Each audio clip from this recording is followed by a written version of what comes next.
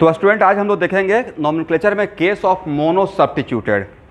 एक लाइन लिखिएगा, the numbering of parent chain from that side, the numbering of parent chain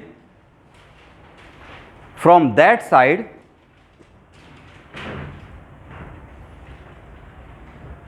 which is closer to the substituent, which is closer to the substituent, numbering of parent chain from that side which is closer to the substituent.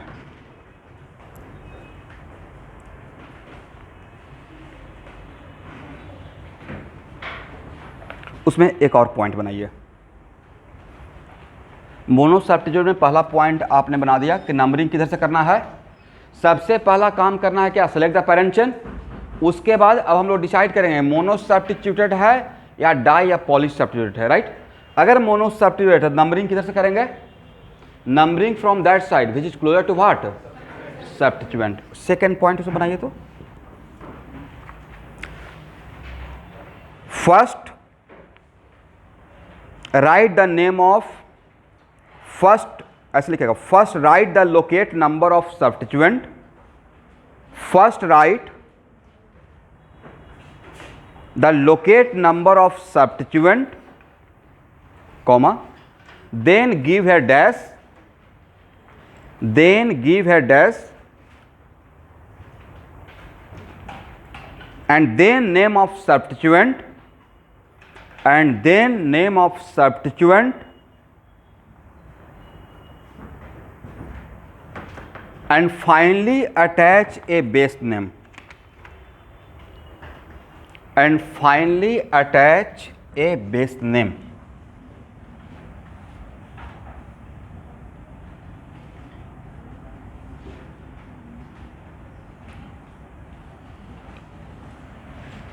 देखिए student, ए unbranch है या branch है, branch है। And which one is the parent chain, एकदम बहुत simplest example लिया हूँ। One यहाँ से एकदम बिल्कुल स्ट्रेट, ए है मेरा पेरेंट चेन, तो ए क्या रहेगा, सब्स्टिट्यूएंट, एग्री। और what is the definition of alkyl, alkyl किसे बोलते हैं, साइक्लोअल्काइल नहीं बोल रहा हूँ, अल्काइल बोल रहा हूँ। जब हम लोग किसी भी अल्केन से वन हाइड्रोजन को रिमूव करते हैं, कितना, तो रेस्ट पार्ट जो रहता है that is called what, alkyl. तो यहाँ देखिएगा, ओपन चेन अल्केन का जनरल मॉलिक्यूलर फॉर्मूला क्या है, CnH2n+2। एक किसका जनरल मॉलिक्यूलर फॉर्मूला है, अल्केन का। तो इसमें से वन हाइड्रोजन चला जाएगा, तो अब बचेगा कितना, ओके। देखिए तो इस ए जो है CH3 है वो CnH2n+1 को सेटिस्फाई कर रहा है। n का वैल्यू 1 पुट करेंगे, कितना, 1, तो हाइड्रोजन शुड बी 3। तो ये क्या है, अल्काइल। तो इसका नाम क्या रहेगा, मीथेन या मिथाइल, इतना आप जानते हैं। इसका नाम क्या रहेगा, methyl, agree. Numbering from which side, और from left, once you select the parent chain then do the numbering। तो पेरेंट चेन में तो दो ही टर्मिनल पॉइंट रहेगा, एक ये रहेगा और एक रहेगा। आप या तो लेफ्ट से राइट जा सकते हैं, नहीं तो राइट से लेफ्ट आ सकते हैं। 1 2 3 इस तरफ से आते हैं तो कितना पे आएगा, 3, कौन, सब्स्टिट्यूएंट। और इस तरफ से आते हैं तो कितना पे आएगा, 1 2 3 4, 1 2 3 4 5 6। Which one should be the selected, इसको सिलेक्ट करेंगे इसे, 1 2 3 4 5 6 7 8। नंबरिंग हो गया। नंबरिंग करने के बाद नाम लिखना है। नाम लिखने के लिए मैंने क्या बोला है, सबसे पहले क्या लिखना चाहिए, locate number, location of substituent. Then what is the location of substituent in parent chain, 3। उसके बाद क्या देना है, डैश, राइट। उसके बाद नेम ऑफ सब्स्टिट्यूएंट, और कोई भी नाम कैपिटल लेटर से स्टार्ट करते हैं, राइट, मिथाइल। तो यहाँ तक आपने किसका नाम लिख लिया, सर मेरा सब्स्टिट्यूएंट का काम हो गया। लास्ट में क्या ऐड करना है? Base name. और बेस नेम किसका होता है? पेरेंट चेन का। पेरेंट चेन का बेस नेम लिखने का पिछले क्लास में बताया था। तो इस पेरेंट चेन में कितना कार्बन है? 8। तो 8 कार्बन का अगर अनब्रांच अल्केन होता तो उसका नाम क्या होता? ऑक्टेन। तो लास्ट में यहाँ पे क्या लगा दीजिए? यही तो है, इतना आसान था। समझ गए? लिख लीजिए।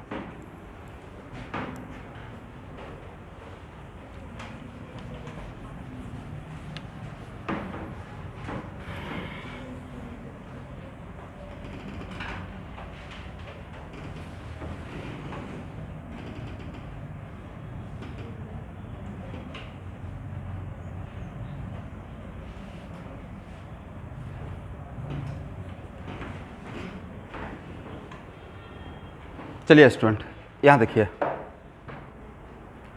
Which one is the parent chain?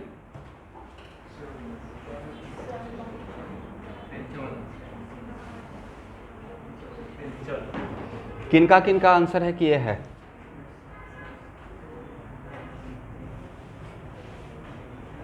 एक कहावत सुने हैं, शिकारी आएगा, जाल बिछाएगा, दाना डालेगा, फंसना नहीं। और ये जो बोल रहा है वो एक्चुअली उसी पे नेट पे ही बैठा हुआ है। आज के बाद कभी भी अगर ऐसा रहता है तो मेरा रिक्वेस्ट है आप लोग से, ऐसे इसको ओपन कर लीजिएगा। नहीं, अब देखिए तो कौन सा पेरेंट चेन है। ये बोले 1 2 3 4 5, 1 2 3 4 5। यहाँ देखते हैं 1 2 3 4, 1 2 3 4 5 6। नहीं समझे? हाइड करके दे दिया जाएगा। देखिए एग्जामिनर का मोटो क्या है? आपसे मिस्टेक करवाना। आपका मोटो क्या है? उस मिस्टेक को पकड़ लेना, राइट? तो मैंने जानबूझ के C2H5 लिख दिया। मैं जान रहा था कि आप इनर्सिया में आ गए बिल्कुल स्ट्रेट, राइट? ऐसे कीजिएगा, राइट? तो how many substituent attach with parent chain? 1, that is what? Methyl. ये जो बचा हुआ है क्या है? मिथाइल है। अब once you select the parent chain then do the numbering from his side. Numbering इधर से करें या इधर से करें? अगर इस तरफ से जाते हैं 1 2 3 पे सब्स्टिट्यूएंट रहेगा, और इस तरफ से 1 2 3 4 पे रहेगा, राइट? किसको सेलेक्ट करेंगे? 1 2 3 4 5 6। नाम क्या होगा स्टूडेंट? बोलिए। 3 मिथाइल हेक्सेन। नहीं समझे? और जो आपका मैं क्वेश्चन बैंक जो फॉलो कर रहा हूँ उसमें मैं देख रहा हूँ कि ऐसा भी आपको क्वेश्चन मिलेगा। क्वेश्चन ऐसा रहेगा कि आपको नाम रॉन्ग लिखा रहेगा। क्या लिखा रहेगा? और उस रॉन्ग नेम से आप स्ट्रक्चर ड्रॉ कर लीजिएगा और तब करेक्ट नाम पूछा जाएगा। फॉर एग्जांपल इसी स्ट्रक्चर का मैं ए नाम तो लिख सकता था ना, 2 इथाइल 1 2 3 4 5, 2 इथाइल पेंटेन, हाँ या ना? एग्री? 2 इथाइल। ये लिखने से आप बिल्कुल स्ट्रक्चर ड्रॉ कर लेते हैं। इसका मतलब मैं रॉन्ग नाम लिखूंगा फिर उसका राइट नेम पूछूंगा, न किसी का रॉन्ग नेम लिखकर कि मेरा नेमिंग है, इसका करेक्ट नेम क्या होगा। तो सर रॉन्ग नेम से भी स्ट्रक्चर ड्रॉ हो जाएगा? बिल्कुल हो जाएगा। फॉर एग्जांपल अगर आपको बोलते हैं right the structure of 2 ethyl pentane, तो आप पेंटेन बनाते हैं 2 इथाइल लगा देते। आपने स्ट्रक्चर ड्रॉ कर लिया तो कभी कभी गलत नाम से भी सही स्ट्रक्चर ड्रॉ हो जाएगा, और तब उसका क्या पूछा जाएगा? करेक्ट नेम पूछा जाएगा, ऐसे घुमाकर। ओके?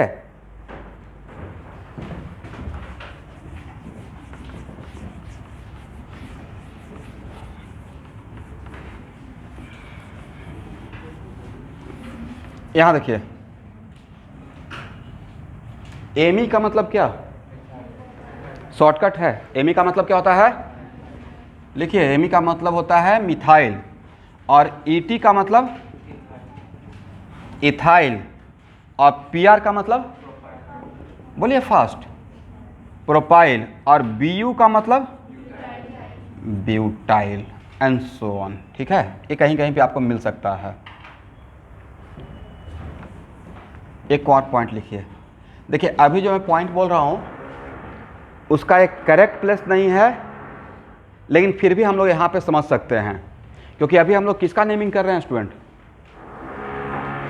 अल्केन का। किसका नेमिंग कर रहे हैं? अल्केन का, राइट?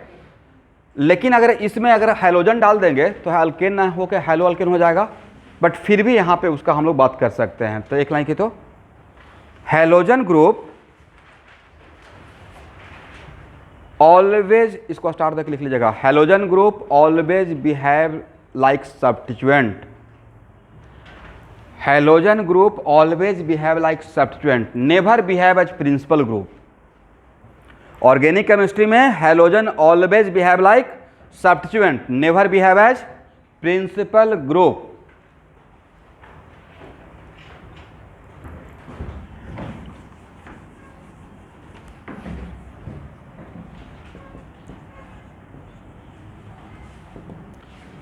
पूरे ऑर्गेनिक केमिस्ट्री में देखिएगा हैलोजन को लेकर कोई बेस नेम नहीं बनाया गया है। एसिड को लेकर बनाया गया है कार्बोक्सिलिक एसिड, अल्डिहाइड को भी लेकर बनाया गया अल्केनल, राइट, बट हैलोजन को लेकर कोई बेस नेम नहीं बनाया गया। अगर सिर्फ हैलोजन रहेगा तो उसको ऑलवेज पूरे ऑर्गेनिक केमिस्ट्री में क्या ट्रीट किया जाता है, सब्स्टिट्यूएंट। तो हैलोजन का एज ए सब्स्टिट्यूएंट नाम क्या होता है, बोलिए हैलो। फॉर एग्जाम्पल फ्लोरीन का क्या रहेगा as a substituent, fluoro. Chlorine का क्या रहेगा, क्लोरो। ब्रोमीन का क्या रहेगा, ब्रोमो, वेरी गुड। आयोडीन का क्या रहेगा, आयरो, आइडो।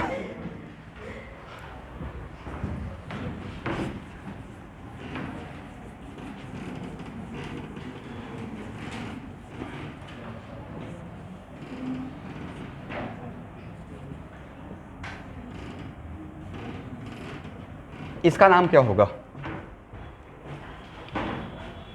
तो सर ये तो सब्स्टिट्यूएंट है, राइट, और इसका हम लोग का ये हो गया केस ऑफ मोनो सब्स्टिट्यूटेड। तो इसको यहाँ पे हम लोग सीख सकते हैं। नंबरिंग किस तरफ से करें, इस तरफ से कीजिएगा तो कार्बन नंबर 2 पे आएगा, और इस तरफ से कीजिएगा तो 1 2, ये समझते हैं ना, ये पेरेंट चेन मान लिए 1 2 3 पे आएगा, राइट। ए सिलेक्ट करेंगे, नाम क्या लिखेंगे बोलिए, तो इसका नाम हो जाएगा 2 फ्लोरो, और लास्ट में क्या, ब्यूटेन। इसका नाम क्या होगा,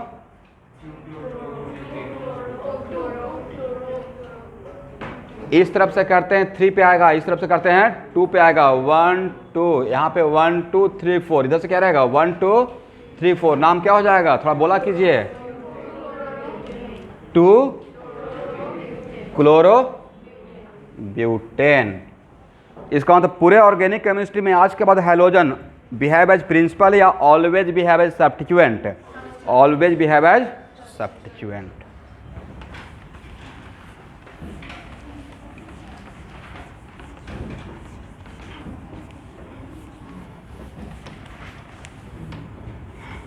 अब लिखिए एक और पॉइंट लिख लीजिए, एक कौन सा ग्रुप, यहां देखिएगा अंतरंग हजारिका क्लास में 100% रहिए, कितना परसेंट, इसका एक कौन सा ग्रुप है, नाइट्रो ग्रुप। आज के बाद पूरे ऑर्गेनिक केमिस्ट्री में nitro group also behave like what, substituent, never behave as a principal functional group. लिख लीजिए एक line, nitro group also behave like substituent, never behave as principal functional group.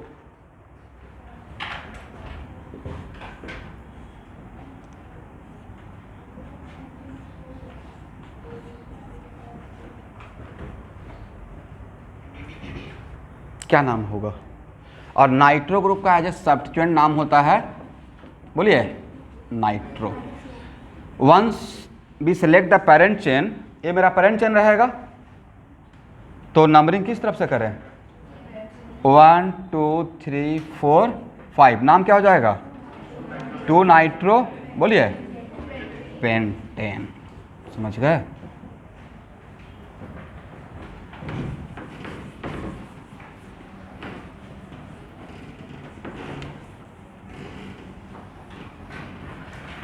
अब लिखिए। तो देखिए अब मोनो सब्स्टिट्यूटेड पे हम लोग बहुत टाइम वेस्ट नहीं करेंगे, बहुत आसान है। Select the parent chain, do the numbering, फिर नाम लिखने का इससे आसान तरीका क्या हो सकता है कि पहले लोकेट नंबर लिखिए, डैश दे दीजिए, फिर किसका नाम, सब्स्टिट्यूएंट का सबसे लास्ट में किसका लिखते हैं, बेस नेम का लिखते हैं, राइट। अब लिखिए केस ऑफ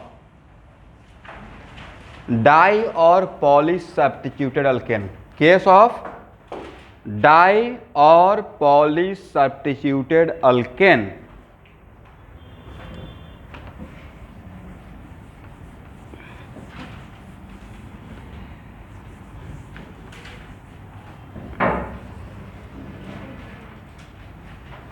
किसका केस, डाई और poly substituted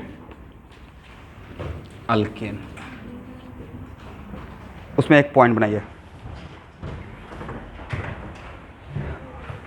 for such cases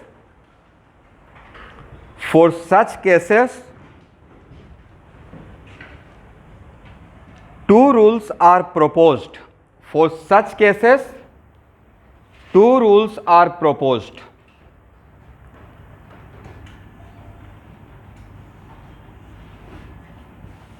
First rule, sum rule. इस केस के लिए दो रूल को हम लोग को दिया गया है। पहला रूल क्या है, सम रूल। लिखिए, numbering from that side will be valid, numbering from that side will be valid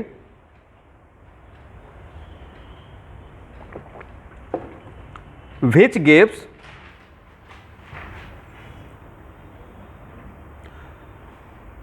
lowest sum of all locate number, which gives lowest sum of all locate number,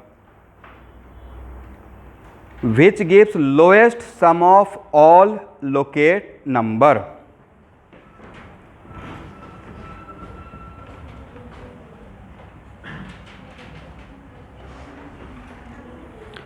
second लिखिए, मैं समझा दूंगा, पहले लिख लीजिए।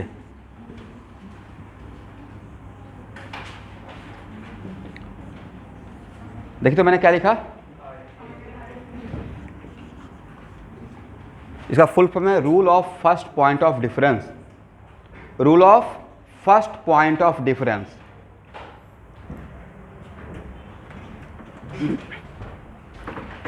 लिखिए, this rule state that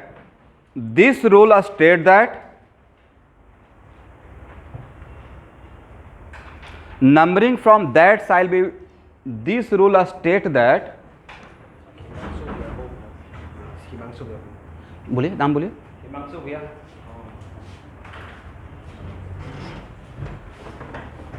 This rule state that numbering from that side will be valid, numbering from that side will be valid which gives lower number of first point of difference, which gives lower number of first point of difference.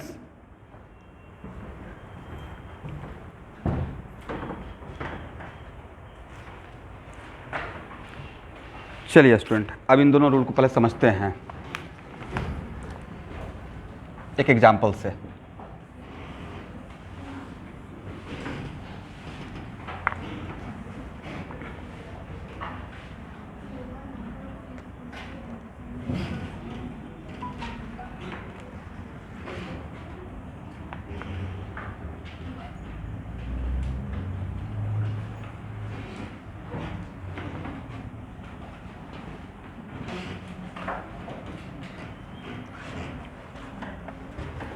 यहाँ देखिए,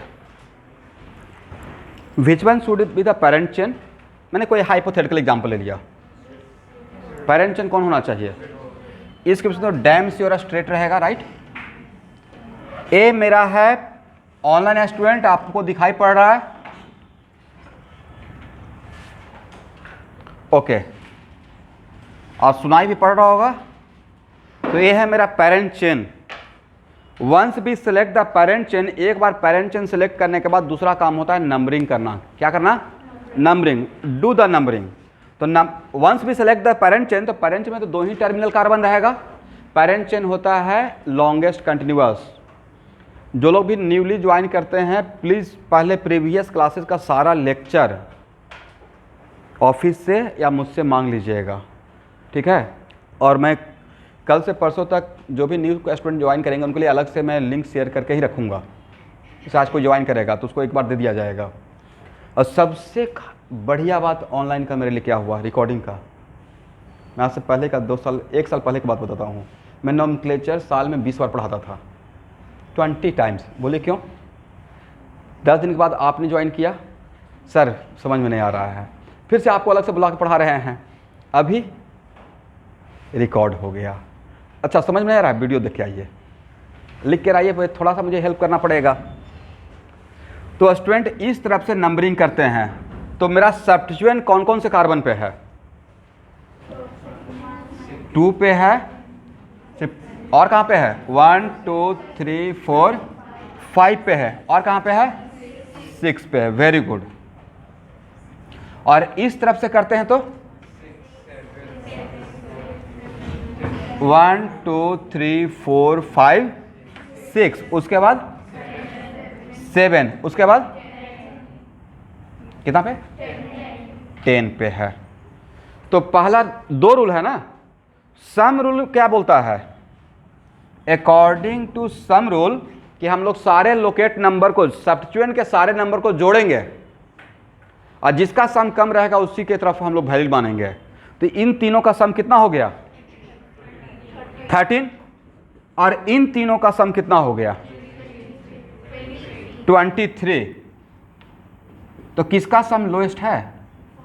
इसका मतलब according to some rule numbering from which side should be valid? From left to right, from left to. यहां तक समझ में आ गया? चलिए अब ध्यान देकर RFPD समझिएगा।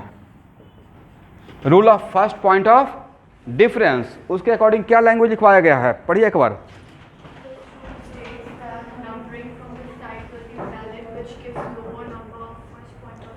फर्स्ट पॉइंट ऑफ रेफरेंस वाला जो वर्ड है उसको 2 बार अंडरलाइन कीजिए, वहां पर ही सारा कॉन्सेप्ट छुपा हुआ है। तो rule of first point of difference का मतलब, यहां पे सब लोग देखिएगा, rule of first point of difference का मतलब हुआ कि इस तरफ से जो नंबर मिला, इस तरफ से जो नंबर मिला, सबको 1 बाई 1 लिखेंगे, इसके सामने इसको लिख दिए, और इस तरफ से हम लोग मैच कराएंगे। क्या कराएंगे? मिलाएंगे। और जहां पे पहला बार डिफरेंस आएगा, कहां पे?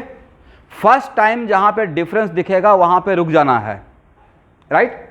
तो सर चांस की बात है कि ये है 2, ये है 6, यहां पे ही डिफरेंस आ गया, राइट।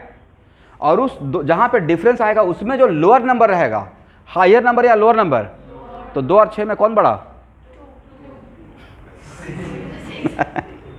2 और 6 में 2 बड़ा है। अच्छा 2 और 6 में कौन छोटा है? चलिए कोई बात नहीं है। 2 और 6 में छोटा कौन है? 2। तो जो लोअर नंबर रहेगा वो वैलिड रहेगा। समझ में आ गया? तो RFPD में क्या करना है? बोलिए कि सर RFPD में आपने सिखाया कि सारे नंबर को लिख लेंगे, राइट। और सारे नंबर को लिखने के बाद, 1 मिनट रुकिए,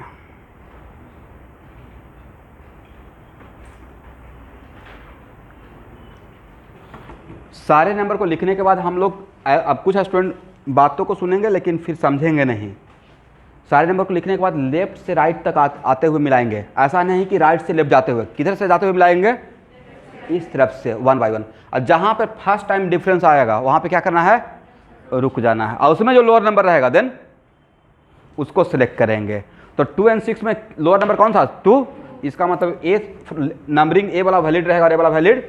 इसका मतलब है कि सम रूल ने जो आपको डायरेक्शन बताया नंबरिंग का, और RFPD ने जो बताया वो अलग डायरेक्शन है या सेम डायरेक्शन है? सेम डायरेक्शन है। नहीं करेंगे, वही तो सिखा रहे हैं। रूल में कहाँ से कहाँ जाना है मिलाते हुए? लेफ्ट से राइट जाना है। मिलाने का तरीका क्या है? मिलाने का तरीका है इसे मार्कर पे खरीदे मार्केट से, राइट। अब बोलेंगे नहीं ऐसे लिखेंगे तो क्या होगा? अगर 5 और 6 की जगह कुछ बड़ा नंबर होता था, 5 और 6 की जगह पे अगर 8 डिफरेंस आ गया ना, बाकी को भूल जाइए, मतलब ही नहीं है।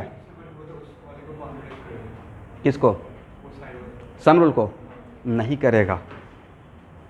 बिल्कुल नहीं करेगा, ऐसा होगा ही नहीं। कोई एग्जाम्पल लिख कर आप देख लीजिए, कुछ नहीं होगा। आप कुछ स्ट्रक्चर तो लिखिए, आप डेवलप कीजिए। मैं जो बोल रहा हूँ, इनका कहना है कि कहीं ये RAPD तो सही कर दिया और सम रूल नहीं होगा, बिल्कुल भी नहीं होगा। क्योंकि जितना भी आप एग्जाम्पल लेंगे तो अगर RAPD उस साइड को बताएगा तो सम रूल भी उसी साइड को बताएगा, डैम श्योर। ठीक है, ऐसा होगा ही नहीं। और 5-6 एग्जाम्पल लिख के देखिएगा, क्योंकि आपके माइंड में तो ये बात आ गया कि कहीं RAPD ने बताया कुछ और। कहने का सेंस आपका ये हुआ ना कि सम रूल और RAPD अगर कॉन्ट्राडिक्ट कर गया देन व्हाट, यही कहने का सेंस है। तो दोनों सेम डायरेक्शन बताएगा। एग्री? तो बोलिए स्टूडेंट, यहां पे इसका नाम क्या रहेगा? 2, 5, 6, 5 है। अभी नाम के लिए छोड़ देते हैं, नंबरिंग करने आ गया। इस एग्जाम्पल के नीचे थोड़ा जगह छोड़ दीजिए नाम लिखने के लिए। अब एक मैं यहाँ देखिए, अब आपने जो पूछा तो मेरे माइंड में और भी बहुत सारा केस आ गया। Hypothetical situation, let us suppose, यहाँ देखिए एक हाइपोथेटिकल सिचुएशन लिए जिसमें कि ऐसा हो जाए 2, 5, 7। एग्री? इधर से हो जाए 2, 4, 8, something like this. Let us suppose hypothetical. तो अब बताइए इस केस में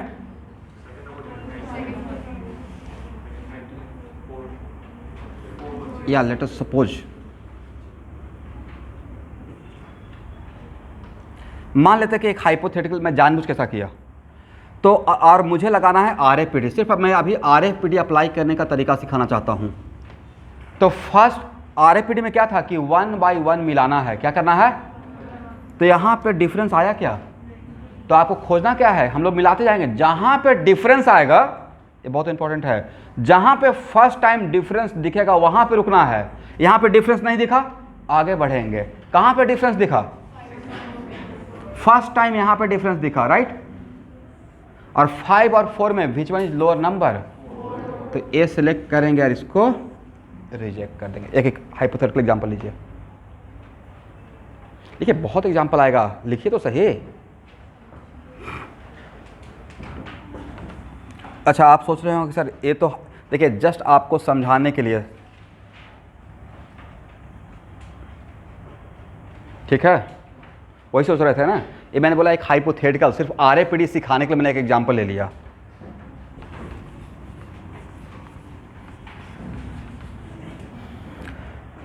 तो चलिए, अकॉर्डिंग टू RAPD हम लोग क्या करेंगे कि सर दोनों तरफ का नंबर लिखेंगे और मिलाते जाएंगे। जहां पे फर्स्ट टाइम डिफरेंस आएगा, हो सकता है so many times first time difference यहाँ पे नहीं आए, हो सकता है सेकेंड टाइम भी डिफरेंस नहीं आए, तो कहाँ जाएंगे? यहाँ पे जाएंगे। एग्री? नेक्स्ट क्वेश्चन, सर कहीं भी डिफरेंस नहीं आया, देन क्या करेंगे? उसका भी उपाय है, ये तो थर्ड क्लास ही है ना।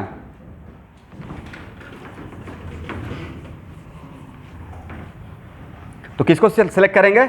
This one is selected and this one is rejected. एक एग्जाम्पल लिखिए। यस, लेकिन वो हाइपोथेटिकल में पहले ही बोल दिया था। उल्टा से काउंट हुआ ना।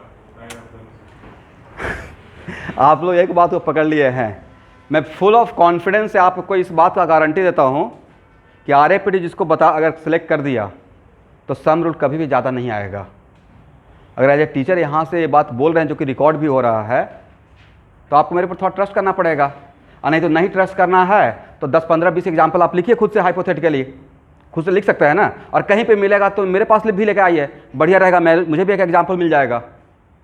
इससे ज़्यादा कॉन्फिडेंस क्या दे सकते हैं? देखिए ऑर्गेनिक केमिस्ट्री का काम तो हवा में तो होगा नहीं कि सर ऐसा होगा तो क्या होगा, ऐसा होगा तो क्या होगा। नहीं, पहले लिखिए कि कैसा है।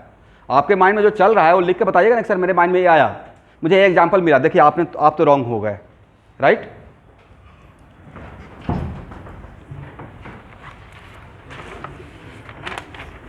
लेकिन फिर भी आप लोग का इतना इंटरेस्ट देख के मुझे भी एक एग्जाम्पल याद आ गया।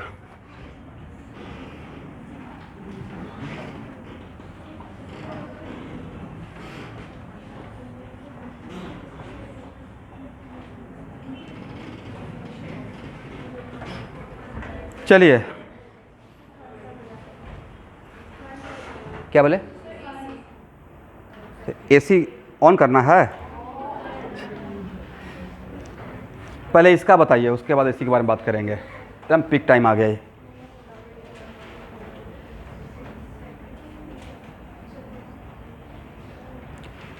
Which one should be the parent chain? A है मेरा parent chain. When numbering from this side, तो कितना नंबर पे है? 2 पे है, और बताइए 6 पे है, 7 पे है। If numbering from this side, then 3 पे है, जल्दी से बोलिए, 4 पे है, 8 ना। अब एक काम कीजिए, सम कीजिए पहले आप।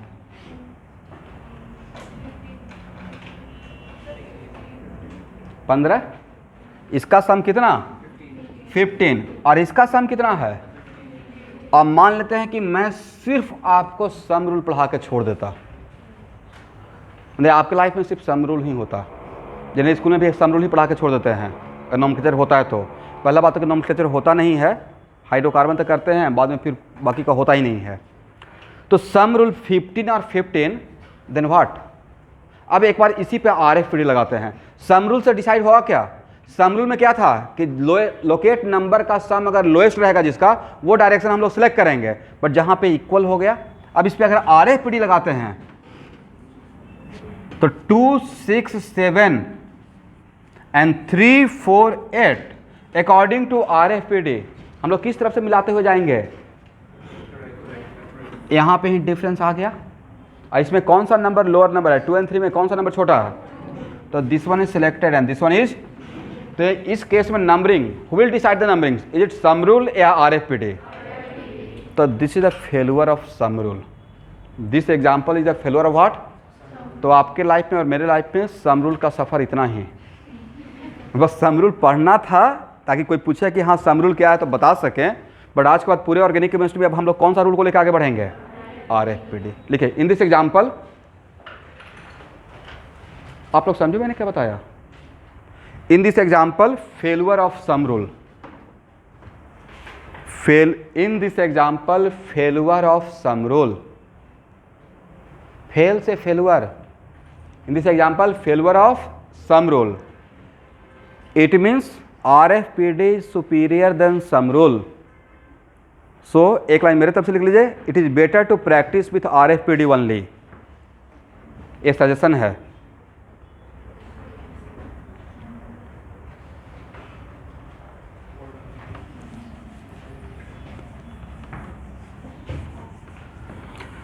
तो आज के बाद हम लोग कौन सा रूल लेकर, नंबरिंग के लिए आज के बाद कौन सा रूल लेकर आगे बढ़ेंगे? सम रूल का सफर यहां पे खत्म कर रहा हूं, ठीक है?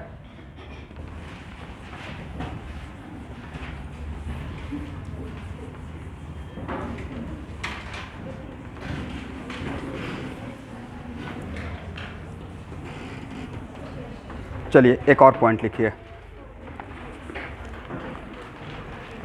Next point, if same substituent is more than 1, ये सब रूल चल रहा है, ठीक है? ये सब रूल लिखवा रहा हूँ। ये सारा रूल बाकी जगह भी अप्लाई होगा। अल्केन में जितना भी रूल लिखवाएंगे उसका 80% दूसरे जगह भी अप्लाई होगा, राइट? लिखिए, if same substituent is more than 1, if same substituent are more than 1 in parent chain, then in the name of substituent,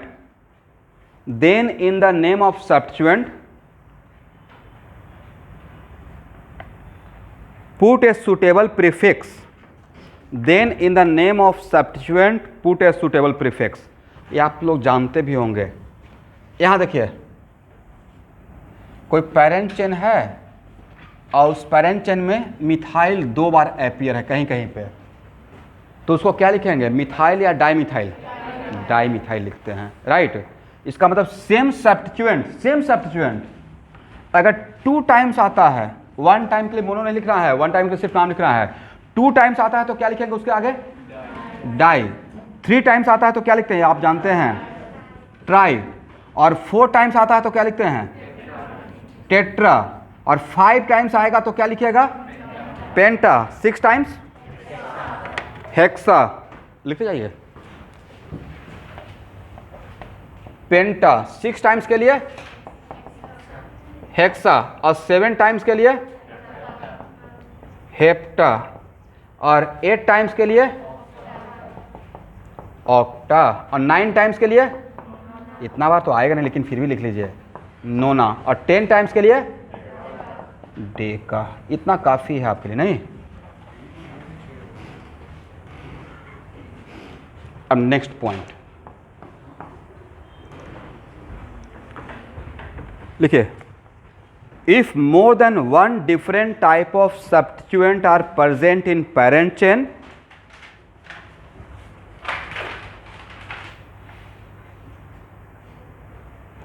if more than one different type of substituents are present in parent chain,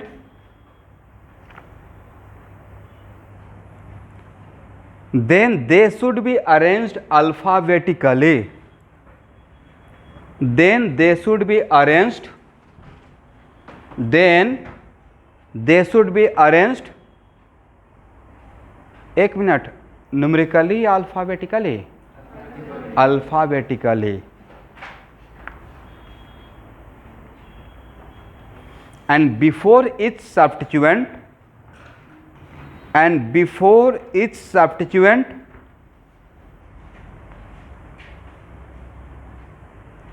its locate number must be indicated. And before each substituent, its locate number must be indicated. फिर से एक बार मिलाइए, if more than one different type of substituent are present in parent chain, then they should be arranged alphabetically, and before each substituent, its locate number must be indicated.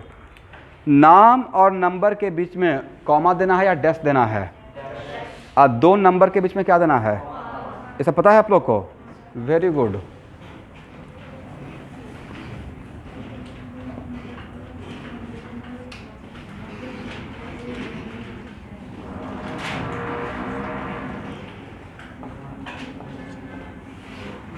चलिए, इसका नाम क्या होगा भाई? सबसे पहला काम तो आप जानते हैं, फिर भी अपना हैबिट ठीक कीजिए। पेरेंट चेन सेलेक्ट करेंगे, right? Once we select the parent chain, then numbering. इस तरफ से कितना नंबर पे? 2 और 4। इस तरफ से कितना नंबर पे? 3 और 5 पे। अब सम रूल देखना है या RFPD? RFPD। यहाँ पे ही डिफरेंस आ गया, तो 1 2 3 4 5 6। और बोलिए पहले किसको लिखें, क्लोरीन को लिखें या फ्लोरीन को? ABCD में कौन पहले आता है? Very good. तो अल्फाबेटिकली कौन सुपीरियर है? क्लोरीन। तो नाम क्या हो जाएगा?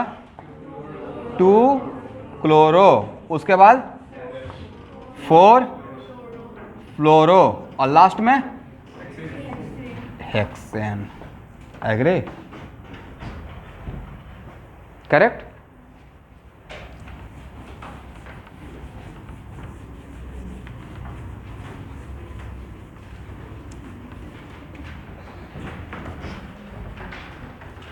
चलिए एक और एग्जांपल देखिए।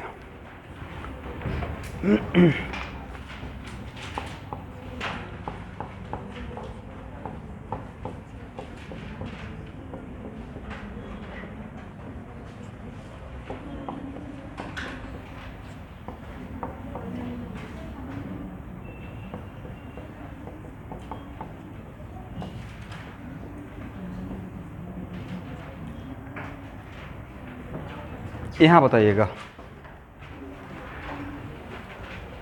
सबसे पहले which one should be parent chain?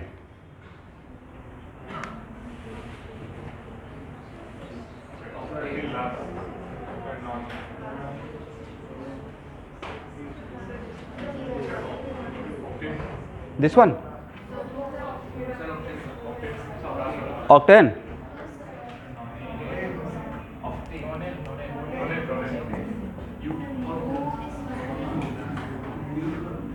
मुझे लगता है ये होना चाहिए, राइट।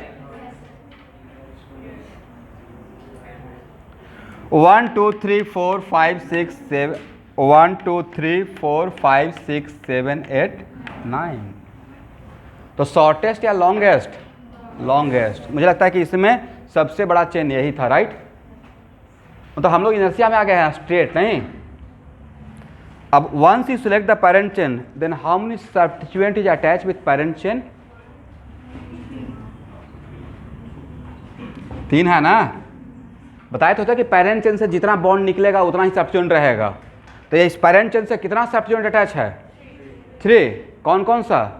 सर मिथाइल भी है, और इसका नाम क्या बोलिएगा? Ethyl, right. तो ओनली वन टाइप है, मोर देन वन टाइप। लेकिन पेरेंट चेन सेलेक्ट करने के बाद दूसरा काम क्या होता है? नाम लिखना या नंबरिंग करना? नंबरिंग।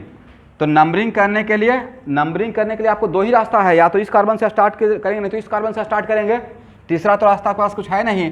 अरे इस तरफ से जाते हैं तो सब्स्टिट्यूएंट का पोजीशन क्या है? 4 है, उसके बाद 5 है, 7 है, और इस तरफ से जाते हैं तो 3 है, उसके बाद 5 है, उसके बाद कौन सा रूल लगाना है? सम रूल या RFD, full form rule of first point of difference. बड़ा अल्टीमेट रूल है, ठीक है। तो अब वंस नंबरिंग आपने डिसाइड कर लिया कि इस तरफ से होगा, तब आता है नाम लिखना। बोलिए, तो सबसे पहले नाम किसका लिखें? मिथाइल लिखें या इथाइल लिखें? मिथाइल या इथाइल? Alphabetically, right. हाँ, यस, उस पे आते हैं। चलिए, मैं 2 नाम लिखता हूं यहां पे, ठीक है। एक तो हो गया इथाइल, किस नंबर पे है? 6 पे, 6 इथाइल। उसके बाद मिथाइल कहाँ कहाँ पे है? मिथाइल 2 जगह पे है, तो दोनों मिथाइल को एक साथ लिखना है। लेकिन मिथाइल का पोजीशन क्या है? 3 और 5। तो 2 नंबर के बीच में मैंने कॉमा दे दिया। और मिथाइल एक बार आया या 2 बार आया?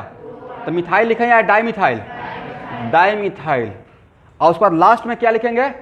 नोनेन। पहला तरीका तो ये रहेगा। दूसरा, एक स्टूडेंट का यहाँ पे कन्फ्यूजन है कि सर 3,5 डाईमिथाइल और 6 इथाइल, राइट, नोनेन, इन दोनों में कौन करेक्ट है? यही था ना डाउट आपका, राइट।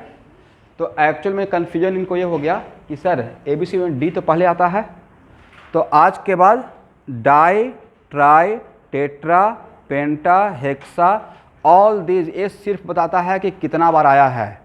इसलिए डाई, ट्राई, टेट्रा इन सबको अल्फ़ाबेटिकल प्रेफरेंस में काउंट नहीं करते हैं। एग्री? आप लोग लिख लीजिए, नहीं भूल जाइएगा। Di, tri, tetra, all these are not counted for what? Alphabetical preference. Di, tri, tetra, all these are not counted for alphabetical preference. तो अब ये बताने के बाद कौन सा सही है? नीचे वाला या ऊपर वाला?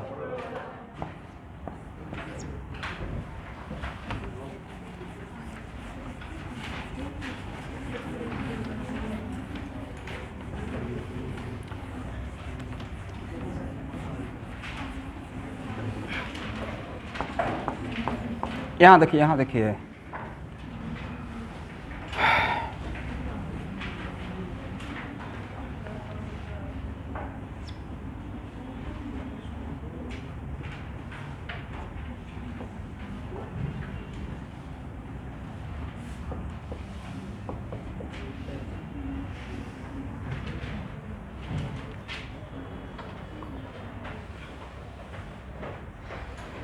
बोले which one should be the parent chain?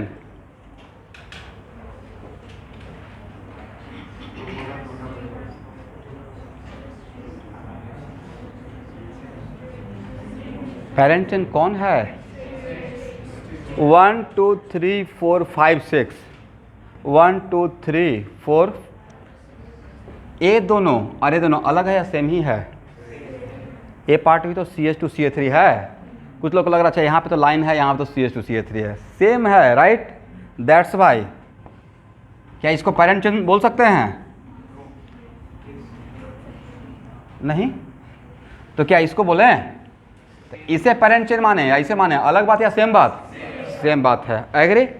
अब एक काम कीजिए, इसको अलग केस बना रहा हूँ, जहाँ भी ये सिंबल रहेगा मतलब एक नया बात, ठीक है? इस तरफ से नंबरिंग बाद में इसका लिखवा दूंगा, मैं क्या समझाना चाह रहा हूँ। इस तरफ से नंबरिंग करते हैं, कितना पे आएगा? बोलिए 3 एंड, वेरी गुड। और इस तरफ से करते हैं 3 एंड 4। यहाँ देखिए आपका राइट टाइम आ गया। RFPD के अकॉर्डिंग किधर से? तो सर यहाँ तो फेलोर ऑफ RFPD। अब ये नहीं बोलेंगे कि सर RFPD फेल होगा तब इसको भी छोड़ देंगे, कुछ तो रखना पड़ेगा।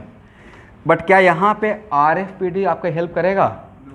यहाँ पे चाहकर भी RFPD हेल्प नहीं करेगा, एग्री? तो जहाँ पे फेलुअर ऑफ RFPD होता है, और RFPD फेल कब करेगा? जब numbering from both side gives all set of locate number are same. दोनों तरफ से करते हैं और सारा नंबर डिट्टो सेम का सेम मिल जाता है, तो उस केस में तो RFPD के पास पावर रहा ही नहीं। RFPD का पावर कब था? Rule of first point of difference. जहाँ पे डिफरेंस दिखेगा तब वो बताएगा। मैंने ऐसा एग्जाम्पल आपके लिए सेट कर दिया जिसमें डिफरेंस बनने ही नहीं दिया। लिखिए, इसके नीचे लिखिएगा, if RFPD fail, if RFPD fail, अब ब्रैकेट लिखिएगा, it can fail only if, it can fail only if the set of it can fail only if the set of locate number are same from both side. The set of locate number are same from both side, bracket close. Then numbering from that side,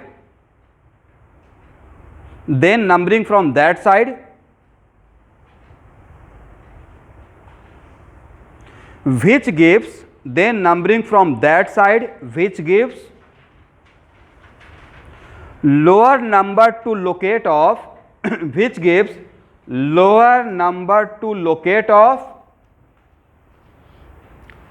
then numbering from that side which gives lower number to the locate of alphabetically superior substituent.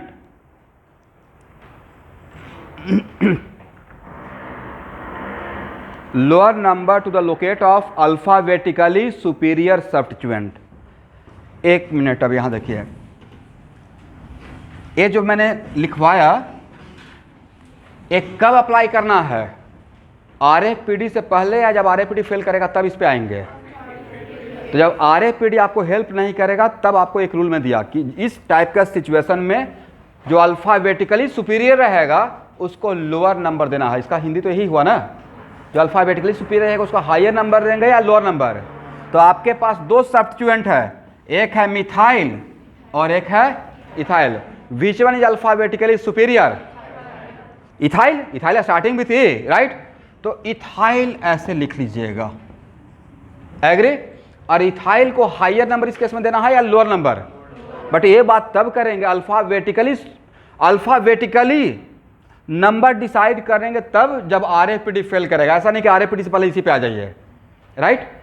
और यहाँ पे इस तरफ से जाते हैं तो ethyl को कितना नंबर मिल रहा था? 1 2 3 4। और इस तरफ से आ रहे थे तो इथाइल को कितना नंबर मिल रहा था? 3। तो अब बताइए नंबरिंग किस तरफ से करेंगे? इस केस इसका मतलब जहाँ पे RFPD फेल करेगा वहाँ पे who will decide the numbering? Alphabetical superior substituent. किसके हाथ में चला जाता है पावर? जो अल्फाबेटिकली सुपीरियर है, उस अल्फाबेटिकली सुपीरियर को हायर नंबर देना है या लोअर नंबर देना है? लोअर नंबर देना है, एग्री? इसका मतलब नंबरिंग फ्रॉम विच साइड? इसका मतलब है कि 1 2 3 4 5 6। अब नाम क्या होगा? बोलिए। 3 इथाइल, उसके बाद 4 मिथाइल और लास्ट में हेक्सेन। यहां तक आ गए। लेकिन ये बात कब अप्लाई करेंगे? अल्फाबेटिकली सुपीरियर के लिए, जब RAPD फेल कर जाएगा। 1 मिनट रुकिए, 2 मिनट के बाद मैं आपको टाइम दूंगा पूछने का। मेरे माइंड में एक और एग्जाम्पल आ गया और शायद हो सकता है कि वो एग्जाम्पल आपके माइंड में भी आ रहा होगा। 1 2 3 4 5 6। अब कुछ लोग सोच रहे होंगे सर ऐसा रहेगा तो क्या कीजिएगा?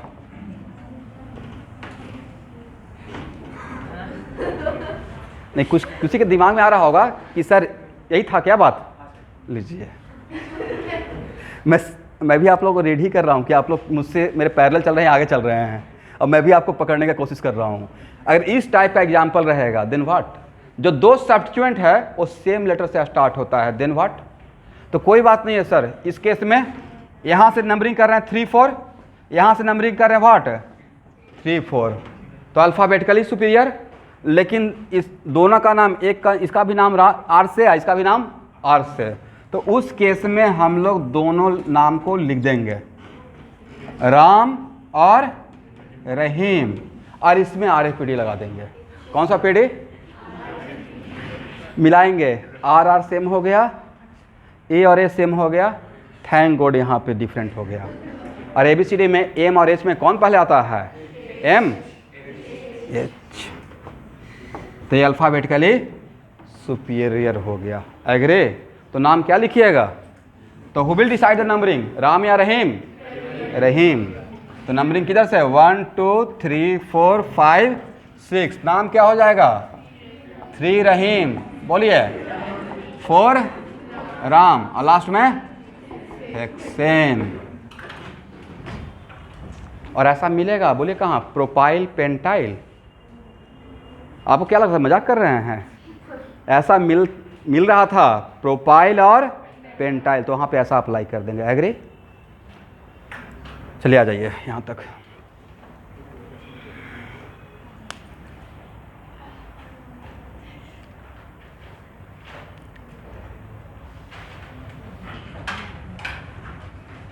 हो गया ना?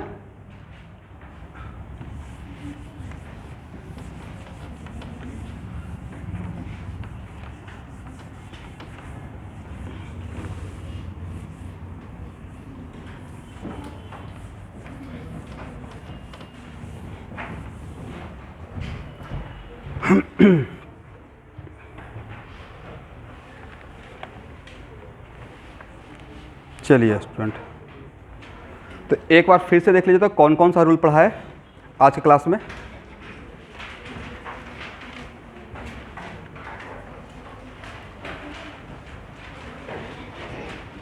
पहला तो हम लोग एकदम एक्टिव रहना पड़ेगा, नहीं?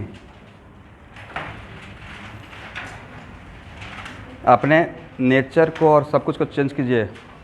आप लोग विद्यार्थी हैं, प्रॉपर एक्टिव रहना पड़ेगा। और आप 1 मिनट के लिए यहाँ पे फीड कर लीजिए। क्लास में आ गए, मैं भी आ गया। अब क्लास में इन कर गए तो इतना तो डैम श्योर के पढ़ना है 2 घंटा। तो जब पढ़ना ही तो पूरा मन से पढ़ लेंगे। इस सबके लिए मैं बोल रहा हूँ, पता नहीं चलो बैठे हुए हैं सिर्फ, वो काम मत कीजिए। और प्लस कितने लोग पूरा इंडिया में लगा हुआ है तो भी समझिए। मेडिकल में 13 लाख बच्चे बैठते हैं, बहुत क्राउड है, और उसमें सबको पीछे छोड़कर आपको आगे बढ़ना है। इसलिए जैसे तैसे पढ़ते रहिएगा तो जैसे तैसे रिजल्ट भी आ जाएगा। इसलिए दूसरे से अलग दिखना है तो मेहनत बढ़ा दीजिए। वही चीज़ एक आपके पास है। कोई कितना भी बोलते रहे ना, कुछ लोग आसपास में सराउंडिंग में निगेटिव लोग रखते हैं। होना ना होना दूसरी बात है, आपका हाथ में एक ही चीज़ है, ट्राई करना है ऑनेस्टली। इसलिए बहुत पढ़ना पड़ेगा। जिस तरीके से 11th क्लास में पढ़ाई करके आए हैं उससे काम नहीं चलेगा। इसलिए कोई भी स्टूडेंट वीक नहीं होता है भाई। मतलब आप यू कांट बिलीव कि ऐसे ऐसे लोग IIT बिहार में, पटना में क्रैक कर लेता है क्योंकि आपको इमेजिन भी नहीं कर सकता है कि हाँ ये IIT कर लिया। वो आता है कि बस उसको 12th साइंस करना है, बस बोर्ड, और IIT क्रैक करके चला जाता है। बट उसके साथ एक ही चीज़ रहता है, बहुत हार्ड वर्क, बहुत मेहनत करता है पागल की तरह। और यहाँ भी बहुत सारा स्टूडेंट जिसको मैं पढ़ाया हूँ, कम से अभी तक तो 40+ IITian प्रोड्यूस किया होगा, तो जिसका भी हुआ है, बिन गुरुकुल ग्रामर के भी बहुत सारे बच्चे IIT क्रैक किए हैं। तो बहुत लोग बहुत साइलेंट, बहुत हार्ड वर्क किए हैं। तो कुछ लोग बोलते हैं ना सर स्कूल था, टायर्ड हो गए, ये सब एक्सक्यूज है। अरे वैसे कीजिएगा तो मैं तो अपना एग्जाम्पल सेट कर दूंगा कि मैं सुबह 8 बजे से लगता हूँ और रात के 10 बजे तक काम करता हूँ, नॉन स्टॉप। बीच में बस 2 घंटे का ब्रेक लेता हूँ, दोपहर में खाने का थोड़ा सा, मेरा सोने का दोपहर में टाइम रहता है ओनली 30 मिनट्स, 35 या 40 मिनट्स, बस इतना ही। और कम से कम यहाँ पे खड़ा रहता होगा, टचवुड, गॉड मुझे हेल्दी रखें, आप लोग को भी हेल्दी रखें, 10 आवर मिनिमम। और 10 आवर सिर्फ खड़ा रहना रहता है, क्या के बस खड़े हैं, ऐसा तो है नहीं। मतलब प्रॉपर बोलते रहना पड़ता है, लिखते रहना पड़ता है, और मूव करते रहना पड़ता है, और आप लोग को देखते भी रहना पड़ता है पढ़ रहे नहीं पढ़ रहे हैं।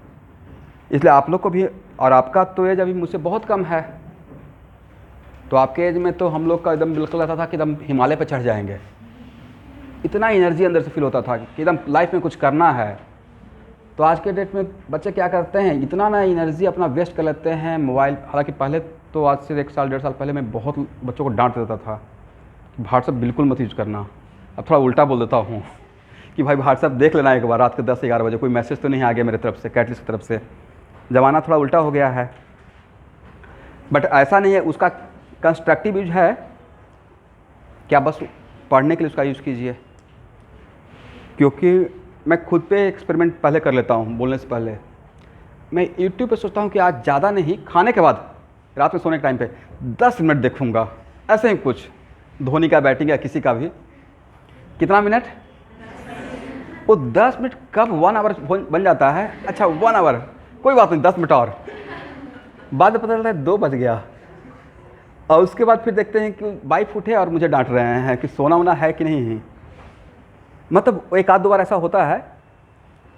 फॉर एग्जांपल आज मुझे अपने बच्चे को स्कूल छोड़ना था, मेरे बच्चे का आज फर्स्ट डे था स्कूल में, KG में, सेंट मैरिज। बड़ा अंदर से खुशी हो रहा था कि उसको स्कूल छोड़ने जाना है। अब वो भी देख रहे थे एकदम कल से ही अपना बैग ठीक कर रही है, पूरा हो गया ना, मतलब कंपटीशन। अब इतना क्वेश्चन होता है, मतलब मैं KG का ग्रुप बना हुआ था स्कूल का, उसमें पेरेंट्स लोग का इतना डाउट था कौन सा बुक लाना है, कलर करने वाला या स्क्वायर वाला। अच्छा इतना सारा बुक बच्चे कैसे लेके जाएगा, इतना भारी है। भाई बच्चे को थोड़ी लेके जाना है, आपको टांग के लेके जाना है। बच्चा तो आराम से गया, खेल कर आ गया, लाने भी गए, लेकर आए। तो मुझे अब पढ़ाते पढ़ाते अब फील हुआ कि अच्छा, और अपने बच्चे को आप डांट भी नहीं सकते हो, तो बहुत इमोशनल टच होता है। मतलब मैं अपना जो शेयर कर रहा हूँ ना, मतलब आप अपने पेरेंट्स के लिए सोचिए कि KG से लेके, KG से भी नीचे भी बहुत सारा KG रहता है, पता है कि नहीं। तो उसमें वहाँ से लाकर यहाँ धीरे धीरे धीरे हर दिन। और सबसे बढ़िया बात है कि यहाँ के पेरेंट्स इतना अपने बच्चे का केयर करते हैं, कुछ तो आकर बोलते हैं कि सर आप थोड़ा सा डांट दीजिएगा, लेकिन बोलिएगा नहीं कि मैंने बोला है। नहीं समझे, आप मेरे बच्चे को थोड़ा समझा दीजिएगा, डांट भी दीजिएगा, लेकिन ये मत बोलिए कि मैंने आके बोला है।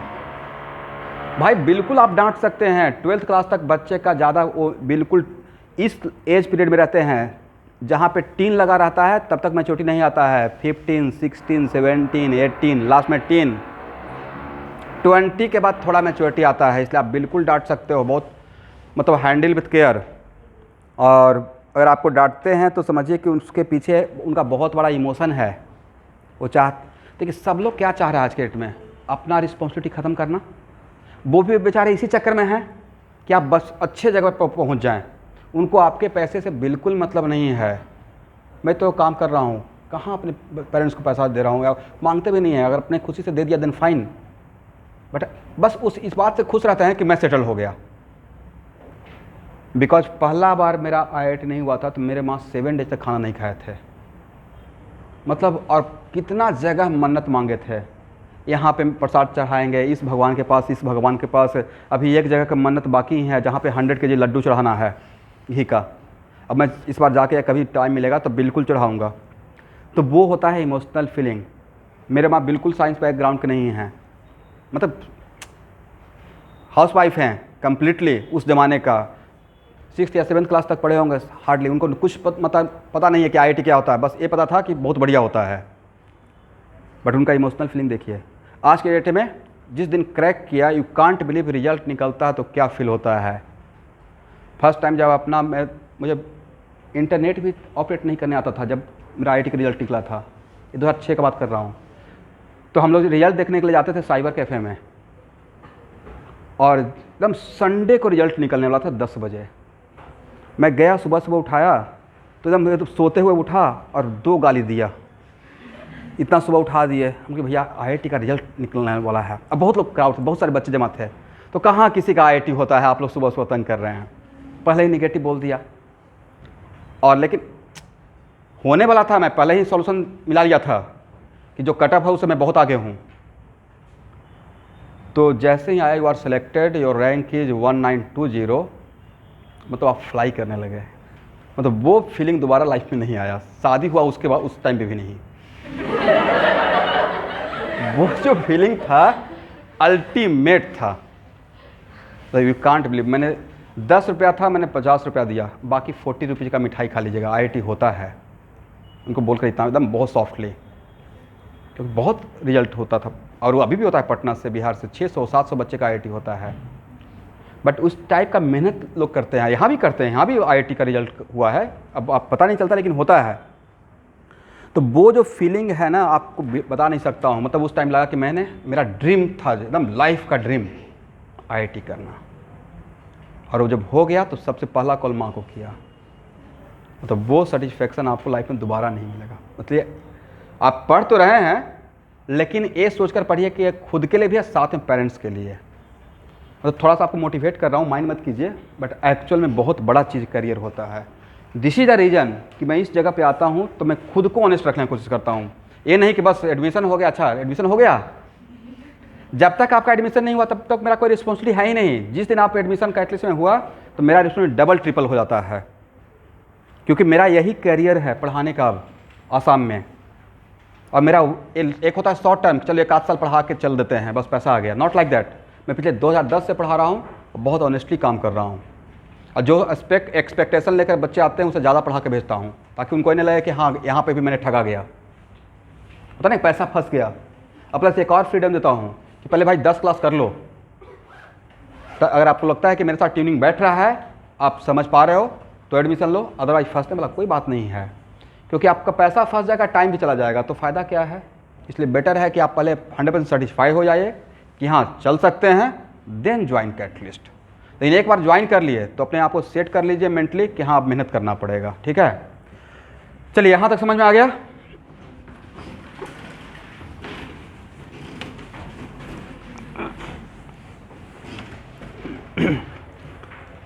अब नेक्स्ट लिखिए,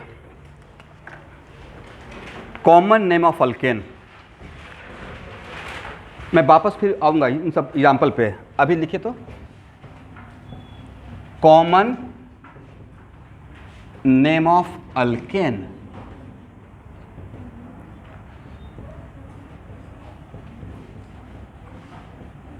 नॉर्मल अल्केन, देखते होंगे बहुत सारा अल्केन के आगे नॉर्मल टर्म निकल आता है, like normal pentane, normal butane, something like this. तो लिखिए नॉर्मल जो अल्केन लिखते हैं वो IUPAC नेम है या कॉमन नेम है? कॉमन नेम है। एक line मिलाइएगा, those alkane which can be branch, those alkane which can be branch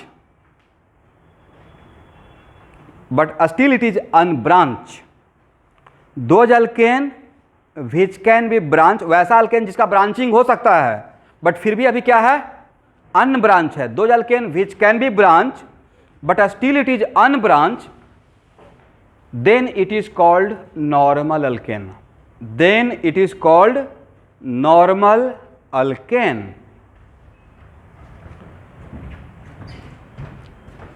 तो नॉर्मल अल्केन जो कॉमन नेम है अल्केन का, उसका कंडीशन क्राइटेरिया क्या है? यहां देखिए, आपके हाथ में 2 कार्बन दे दिए, 2 कार्बन एटम, ध्यान से देखिएगा, 2 कार्बन एटम से चेन बनाना है। क्या ब्रांच अल्केन बन सकता है 2 कार्बन का? टर्मिनल तो 2 ही रहेगा ना, तो क्या इसमें ब्रांचिंग पॉसिबल है? चलिए, अब आपके पास मैंने बोला कि स्टूडेंट आपको मैं 3 कार्बन एटम दे रहा हूं और जैसे मर्जी वैसे जोड़िए, देखिए तो इसमें ब्रांचिंग पॉसिबल है या नहीं है? बिल्कुल भी नहीं है। पहले 2 कार्बन को ऐड कीजिएगा और 3rd कार्बन को ऐड करने की कोशिश करेंगे, या तो एक काम यहाँ बैठा सकते हैं, नहीं तो यहाँ बैठा सकते हैं, बीच में सैंडविच करेंगे, कुछ भी कीजिएगा, 2 से टर्मिनल ज़्यादा मिलेगा? नहीं मिलेगा। लेकिन आपके पास अगर 4 कार्बन दे देंगे तो पॉसिबल है। बोले कैसे?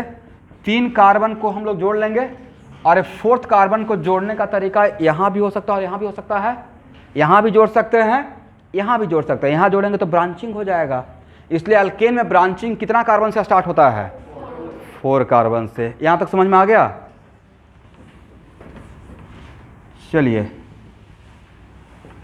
CH3CH3 इसका कॉमन नेम में नॉर्मल इथेन, कॉमन नेम के लिए नॉर्मल इथेन लिखना सही होगा या नहीं होगा? अकॉर्डिंग टू माय डिफिनेशन ये फुलिश टास्क हो जाएगा। डिफिनेशन में क्या था? वैसा अल्केन जिसमें ब्रांचिंग पॉसिबल है और फिर भी अनब्रांच है, उसके लिए नॉर्मल टर्म यूज करते हैं। तो इथेन में 2 कार्बन में ब्रांचिंग पॉसिबल था क्या?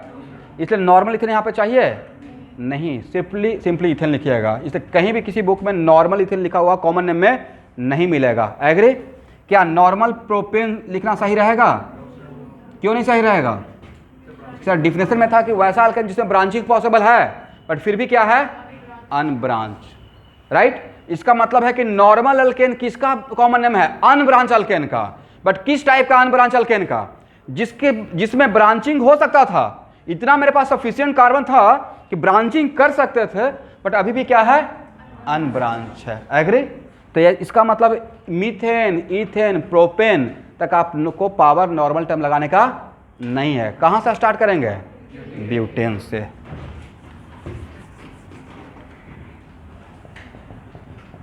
चलिए, इसका IUPAC नेम क्या होगा? Simply butane. क्या रहेगा?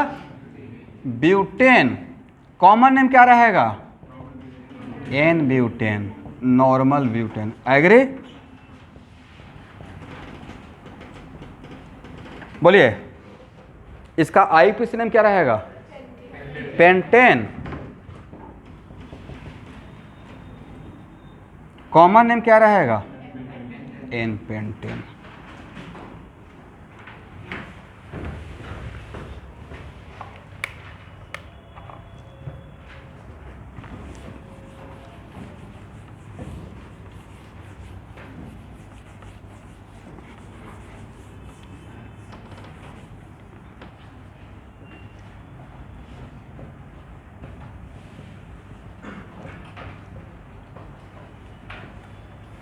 अब लिखिए आइसोअल्केन। एक एसी बंद कर दीजिए बड़ा वाला।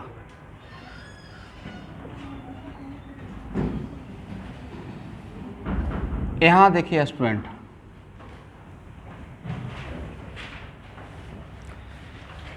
आज के बाद पूरे ऑर्गेनिक केमिस्ट्री के लिए ये देखिए क्या लिखे हैं। कौन क्या है? पढ़िए तो। CH3CH3CH। इस यूनिट को बोलते हैं आइसो यूनिट। कौन सा यूनिट? Iso unit. लिख लीजिए।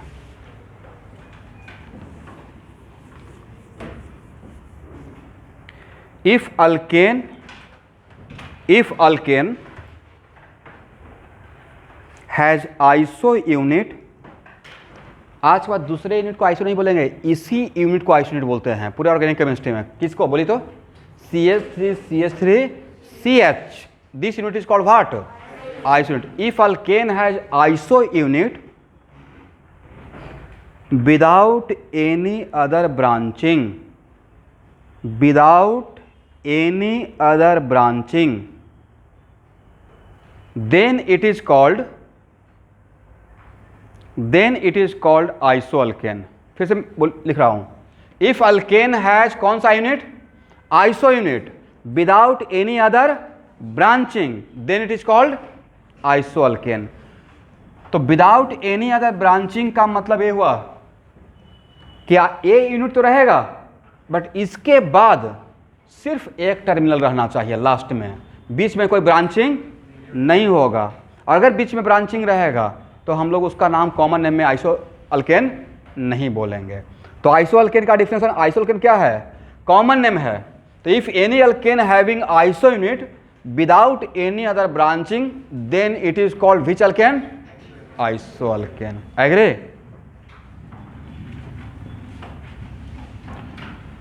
बोलिए आइसोअल्केन के लिए, और एक minute, isoalkane is the common name of unbranch या ब्रांच। अनब्रांच का कॉमन नेम तो नॉर्मल हो ही गया। अभी जो आप लिख रहे थे नॉर्मल ब्यूटेन, नॉर्मल पेंटेन, वो किसका कॉमन नेम था, अनब्रांच का। तो आइसोअल्केन किसका कॉमन नेम है, अनब्रांच का या ब्रांच का, ब्रांच का। एग्री?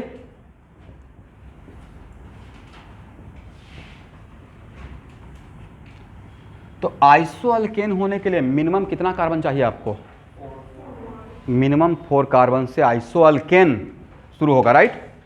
क्योंकि ब्रांचिंग में 4 कार्बन से यहाँ स्टार्ट हो रहा है। बोलिए इसमें आइसो यूनिट है या नहीं है? मेरा पहला क्वेश्चन, इस कंपाउंड में आइसो यूनिट दिख रहा है? और इसके बाद कोई ब्रांचिंग है या लास्ट में सिर्फ एक कार्बन है? एक लास्ट में तो रहना पड़ेगा ना, बीच में कोई ब्रांचिंग नहीं, तो लास्ट में एक कार्बन होना पड़ेगा, लास्ट टर्मिनल, राइट? तो अब बोलिए इसका IUPAC नेम क्या है? IUPAC name, not common name. IUPAC name इस कंपाउंड का, मुझे कोई IUPAC नेम पूछेगा तो मैं इसका पहले पेरेंट चेन सेलेक्ट करूंगा, राइट? कॉमन नेम पूछ रहे हैं या IUPAC नेम? तो IUPAC नेम तो रहेगा सर 1 2 3 नहीं, 2 मिथाइल, आगे बोलिए प्रोपेन। ये इसका कौन सा नेम, IUPAC नेम। अब कॉमन नेम के लिए आपके पास ये आइसो यूनिट है, राइट? तो आइसो होगा और उस पर सारा कार्बन काउंट कर लीजिएगा, टोटल कार्बन। तो टोटल कार्बन कितना, 4। तो आइसो और टोटल कार्बन 4 है, तो लिखेंगे आइसोब्यूटेन। क्या रहेगा, आइसोब्यूटेन। तो आपसे उल्टा करके पूछा जाएगा, ऑब्जेक्टिव में ऐसे आएगा, what the IUPAC name of isobutane. किसका पूछा जाएगा, what the IUPAC name of, तो आइसोब्यूटेन लिख दीजिएगा, फिर IUPAC नेम ऐसे लिख दीजिएगा। आइसोब्यूटेन क्या आइपोक नेम है या कॉमन नेम है, कॉमन नेम। एग्री?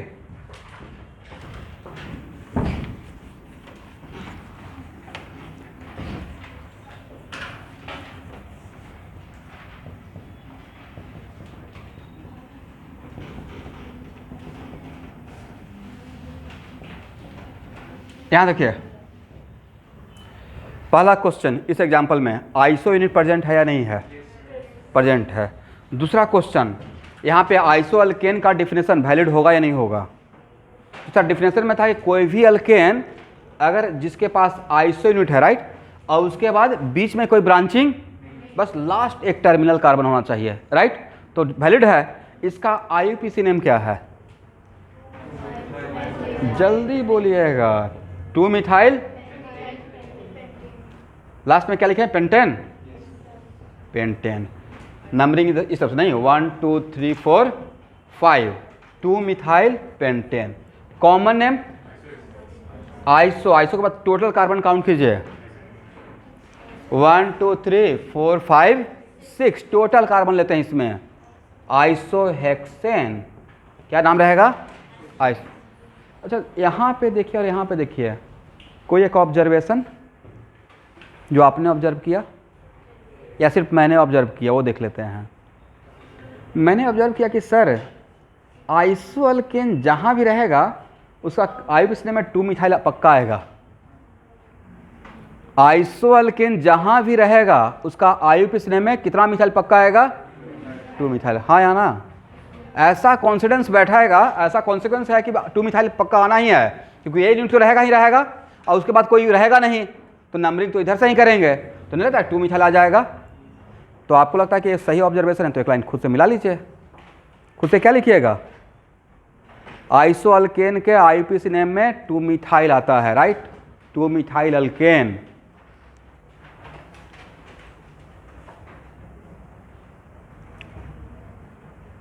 आप लोग समझे मैंने क्या ऑब्जर्व किया, आइसो अल्केन के आईयूपीएसी नेम में क्या आएगा, 2 मिथाइल।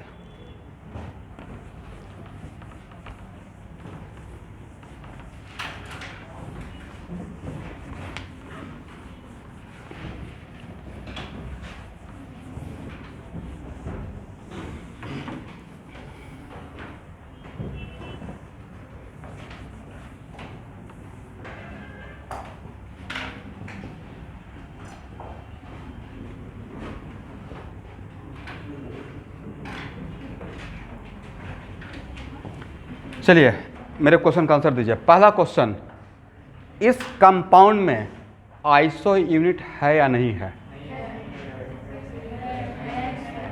मेरा क्वेश्चन बहुत क्रिस्टल क्लियर रहता है, आप लोग क्या करते हैं उसको मैनिपुलेट कर लेते हैं। मैंने बोला कंपाउंड में ए प्रेजेंट है या नहीं है, इस क्लासरूम में मिस्टर दिस प्रेजेंट है नहीं, हाँ प्रेजेंट है, पढ़ रहे हैं नहीं पढ़ रहे, नहीं पढ़ रहे हैं, दोनों अलग अलग बात है, राइट। मेरा क्या था क्वेश्चन, इस कंपाउंड में आइसो यूनिट है नहीं है, सर है। This unit is called what, iso unit होना और आइसो अल्केन होना अलग अलग बात, यहाँ पे आइसो यूनिट है। अब दूसरा क्वेश्चन, इस कंपाउंड का कॉमन नेम आइसो अल्केन होगा या नहीं होगा?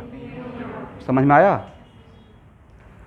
क्यों नहीं होगा कि सर आइसो यूनिट तो है, बट आइसो अल्केन होने के लिए कंडीशन था कि आइसो यूनिट प्रेजेंट हो, उसके बाद बीच में कोई ब्रांचिंग, बट यहाँ पे ब्रांचिंग हो गया, दैट्स वाई इसका कॉमन नेम क्या आइसो अल्केन रहेगा, इसका common name iso alkane valid नहीं है। दोनों अलग बात था ना, सेम बात था, आइसो यूनिट का प्रेजेंट रहना और आइसो अल्केन लिखना दोनों अलग बात है। मेरा पहला क्वेश्चन था, is this iso unit present in this compound, yes present है, क्योंकि इसी यूनिट को हम लोग क्या बोलते हैं, iso unit. But iso unit present रहेगा तो इज इट कंपलसरी कि उसको आइसो अल्केन ही बोल देंगे? नहीं, क्योंकि आइसो यूनिट प्रेजेंट रहने के बाद कोई भी ब्रांचिंग बीच में नहीं चाहिए, सिर्फ लास्ट में एक टर्मिनल, बट यहाँ तो 2 टर्मिनल मिल गया, दैट्स वाई इसका नाम कॉमन नेम आइसो अल्केन नहीं होगा। आप लोग को समझ में आया? चलिए अब लिखिए नियो अल्केन।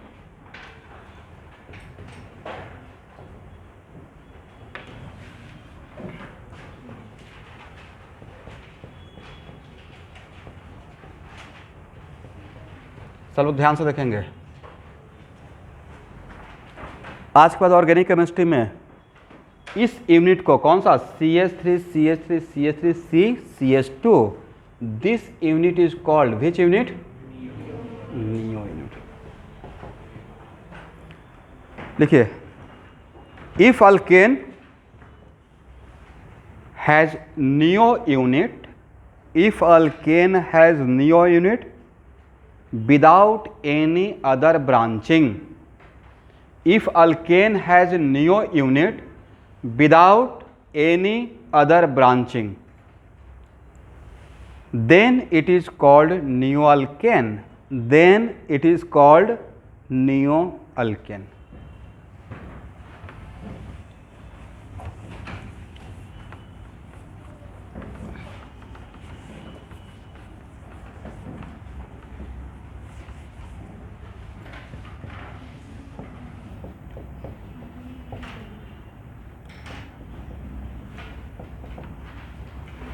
यहाँ देखिए इस एग्जाम्पल को, इसमें नियो यूनिट है या नहीं है,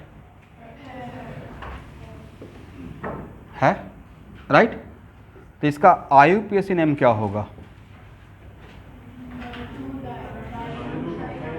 आईयूपीएसी के लिए parent chain, how many number of carbon in parent chain, 3 right. तो इस केस में नंबरिंग किधर से भी कर सकते हैं, इस केस में तो राम रहीम भी नहीं बचाएगा, नहीं तो सिर्फ इधर से भी करते हैं तो मिथाइल मिथाइल, इधर से भी करते हैं तो क्या मिथाइल, तो किसी भी तरफ से कर लीजिए कोई प्रॉब्लम नहीं है। नाम क्या रहेगा, 2,2 डाइमिथाइल प्रोपेन, राइट। और इसका कॉमन नेम क्या रहेगा स्टूडेंट, नियो लिखिए और लास्ट में टोटल कार्बन काउंट कर लीजिए। कितना कार्बन?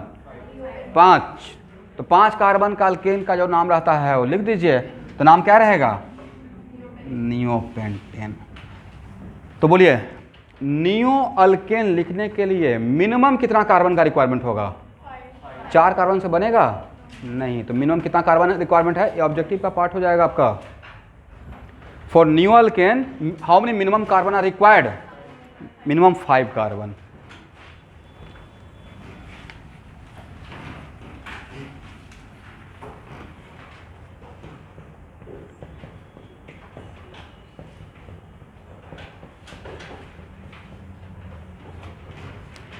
यहाँ देखिए, यहाँ पे नियो यूनिट है? क्या बात करते हैं। वहाँ देखिए इस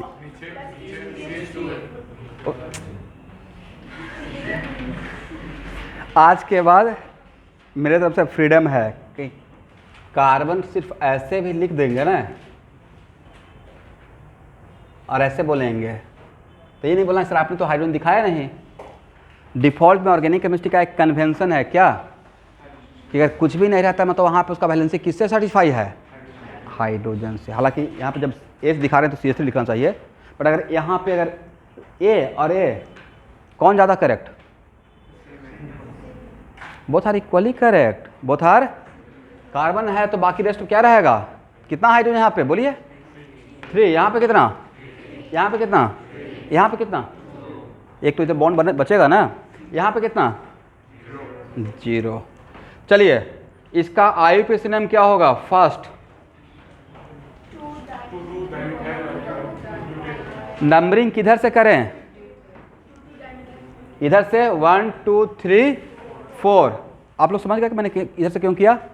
नाम क्या होगा? 2,2 डाइमिथाइल ब्यूटेन। और कॉमन नेम क्या रहेगा? नियो। Very good. यहाँ देखिए और वहाँ देखिए, आपने क्या ऑब्जर्व किया?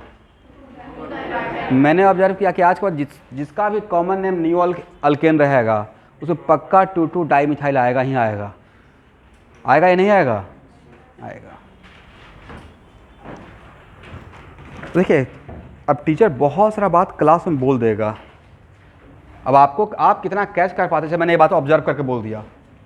अगर आप बहुत टेंटेटिव हैं, बहुत कॉन्सेंट्रेटेड हैं तो आप साइड में कहीं लिखते रहिए कैसा ऑब्जर्वेशन हुआ, राइट?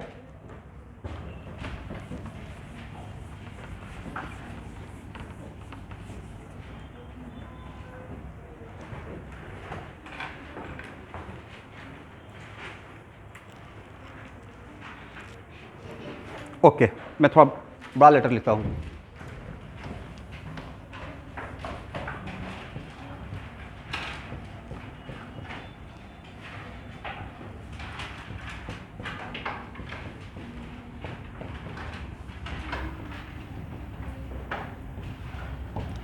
देखिए यहाँ पे नियो यूनिट प्रेजेंट है, बट इसका कॉमन नेम नियो अल्केन होगा या नहीं होगा?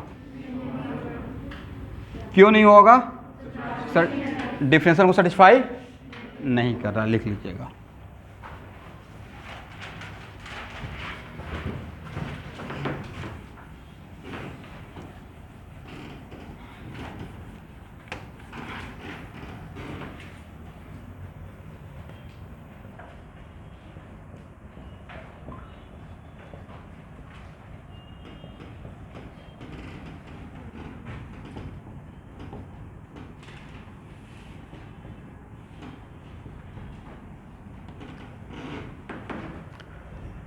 चलिए यहाँ पे नियो यूनिट है या नहीं है?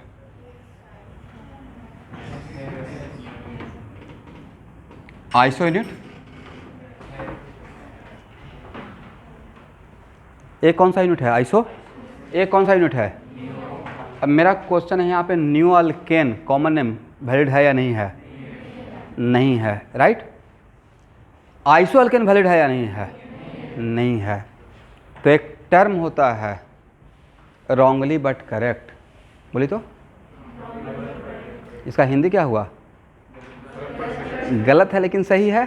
गलत है तो बहुत सारा ऐसा टर्म है जो बहुत पहले के ज़माने में सही था, होता ना कन्वेंशन चेंज होता रहता चीज़ें, बट आज के डिफिनेशन के अकॉर्डिंग आज जो हम लोग चेंज कर चुके हैं उसके अकॉर्डिंग आज के डेट में वो रॉन्ग हो गया, राइट।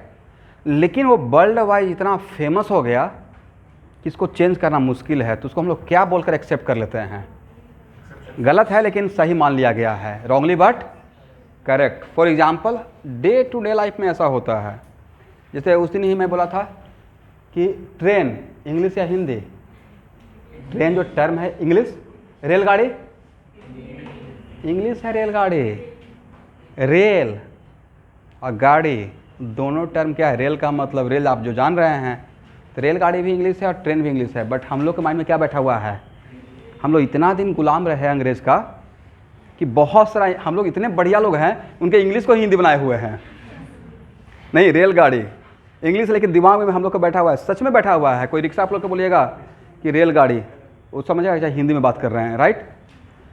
हिंदी तो खैर सुनिएगा तो दंग रह जाइएगा, लौह पथगामिनी, लोहे के रास्ते पे चलने वाला, लेकिन शायद इतना शुद्ध हिंदी जाके किसी को बोलिएगा तो पहुंचा ही नहीं पाएगा। चलो मुझे लौह पथगामिनी के गंतव्य पर जाना, स्टेशन पे पहुंचा पाएगा, नहीं पहुंचा, अब बोलना भी नहीं है। तो एक्चुअल में जो मैंने डिफिनेशन लिखवाया उसके अकॉर्डिंग ना ही इसको नियो अल्केन होना चाहिए और ना ही इसको आइसो अल्केन, बट पूरे एग्जाम्पल में नियो और आइसो में इसको एक्सेप्शन मानकर याद रखिएगा, और इसका नाम है कॉमन नेम आइसोऑक्टेन। क्या है, आइसोऑक्टेन। अब इसमें कुछ लोग बोलेंगे कि सर नियो ऑक्टेन क्यों नहीं बोल दिए, मैं पहले ही बोल रहा हूँ कि दोनों में से कुछ भी नहीं होना चाहिए था, बट ये आइसोऑक्टेन के टर्म से बहुत ज़्यादा फेमस है, तो आइस नहीं होना चाहिए था, ओनली वन एक्सेप्शन। तो इस बात को क्या मानकर लिख लेना है, wrongly but correct exception, this is only one exception, ठीक है। अब खुद के तरफ से मत डाल लीजिएगा सर मेरा भी एक मान लीजिए एक्सेप्शन, यही एक एक्सेप्शन है।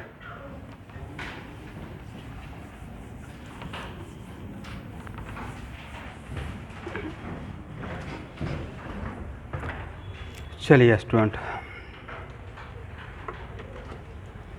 अब हेडिंग बनाइए, degree of carbon and degree of hydrogen. Degree of carbon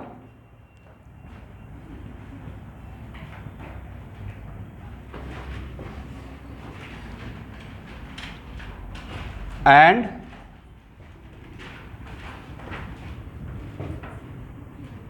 degree of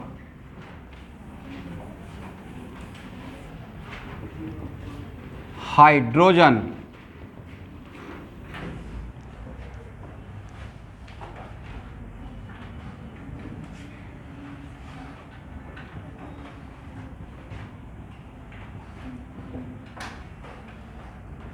ध्यान से देखिएगा, यहां देखिए 1 डिग्री कार्बन, 1 डिग्री कार्बन का ही नाम होता है प्राइमरी कार्बन एटम। कौन सा, प्राइमरी कार्बन एटम। क्या आप लोग जानते हैं what is the meaning of 1 degree carbon, लिखिए, those carbon which is directly attached with only one carbon, those carbon which is indirectly or directly attached with only one carbon is called primary carbon atom.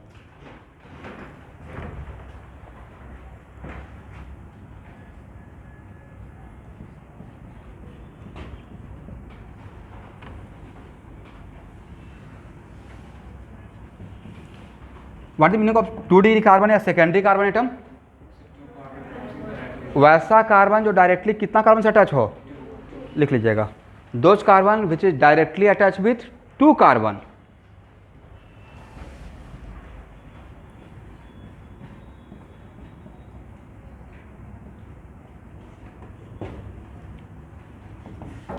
What the meaning of 3 degree carbon, same definition but कितना carbon, those carbon which is directly, indirectly नहीं, directly attach with 3 carbon atom, उसका नाम क्या रहेगा, tertiary carbon atom, shortcut में tertiary carbon atom. What 4 degree carbon, जिसका नाम रहेगा कौन सा carbon, quaternary carbon atom. Those carbon which is directly attach with 4 carbon. What the difference from 5 degree carbon, organic chemistry 5 degree exist होगा, वैसा carbon जो directly 5 carbon से, तो कार्बन का वैलेंसी 5 होता ही नहीं है, तो डिग्री के टर्म में कार्बन सिर्फ कितना टाइप का रहेगा, 1 degree, 2 degree, 3 degree and 4 degree. आपने इस डिफिनेशन से क्या ऑब्जर्व किया, मैंने ऑब्जर्व किया कि degree of carbon defined with respect to connectivity with carbon only, किससे कनेक्टेड रहेगा, कार्बन से। लिख लीजिए नीचे नोट करके, degree of carbon defined with respect to connectivity with carbon, not with respect to other atom और element. Degree of carbon defined with respect to connectivity with carbon, not with respect to other atom or element.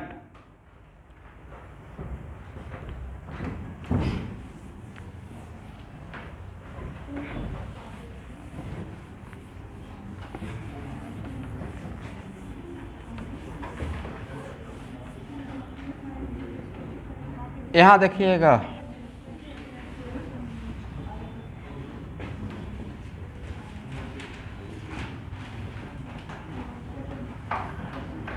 इस example को देखते हैं, ठीक है। इस carbon का कितना डिग्री, एक कार्बन डायरेक्टली कितना कार्बन से अटैच है, ये तो एक ही कार्बन से अटैच है ना, इससे थोड़ा अटैच है, डायरेक्टली नॉट इनडायरेक्टली।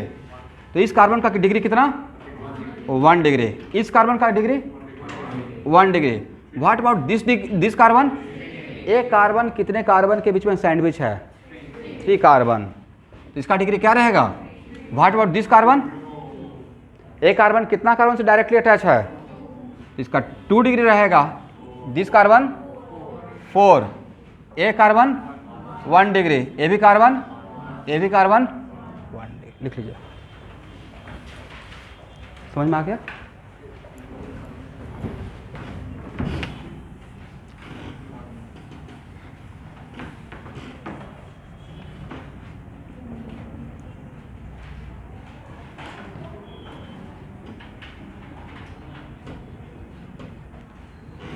बोलिए, इस कार्बन का कितना डिग्री, वहां देखिए और यहां देखिए, ऑब्जर्व कीजिए तो वहां पे जब 3 डिग्री था उसके पास 1H था, यहां भी तो इस कार्बन के पास 1H है। मतलब मैं थोड़ा जानबूझ के आप लोग को कंफ्यूज कर रहा हूं, ये 3 डिग्री के पास 1H था नहीं, यहां भी तो इस कार्बन के पास 1H है, तो looks like 3 degree, but 3 degree रहेगा या 2 डिग्री ही रहेगा, 2 डिग्री ही रहेगा। बोलिए क्यों सर, कार्बन का डिग्री सिर्फ हम लोग किसके रेस्पेक्ट में डिफाइन करते हैं, only define with respect to connectivity with carbon, not with respect to other element, right. तो इस कार्बन का डिग्री पूछेंगे तो ब्रोमीन का नहीं देखना है, कार्बन देखना है कि कितने कार्बन से अटैच है, तो कितने कार्बन से अटैच है, 2 डिग्री, तो एक कितना डिग्री है, 2 डिग्री। अच्छा स्टूडेंट एक बात बताइए कि इसमें हैलोजन कितना है, हैलोजन नहीं समझते हैं, chlorine, fluorine, bromine, iodine, how many halogen present in this compound, 1। तो ये हो गया हैलो अल्केन, इसका नाम क्या बोलेंगे, हैलोजन तो ऑलवेज भी है like substituent, that is called what, hello alkane. एक कितना डिग्री हैलो अल्केन है,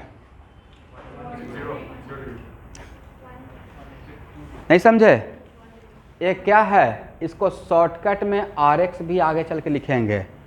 RX का मतलब क्या, R और हैलोजन, R और, तो this one whole we have like R, और यहाँ पे क्या है हैलोजन, तो it is called what, RX। क्या कहेंगे, बट ये कितना degree RX, 2 degree, degree of RX पूछ रहे हैं, मतलब वो हैलोजन कितना डिग्री कार्बन पे है, कितना डिग्री कार्बन पे है, दैट्स वाई इस RX का नाम क्या रहेगा, 2 डिग्री आर एक्स, ये 2 डिग्री हेलो अल्केन है। कितना डिग्री? मतलब यहाँ पे मैं इस हेलो अल्केन का पूछ रहा हूँ डिग्री।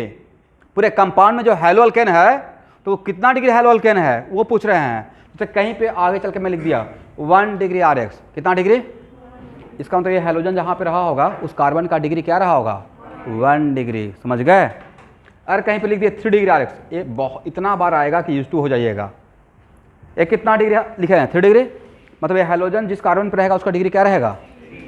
अगर कहीं पे लिख दिया 4 डिग्री आर एक्स, देन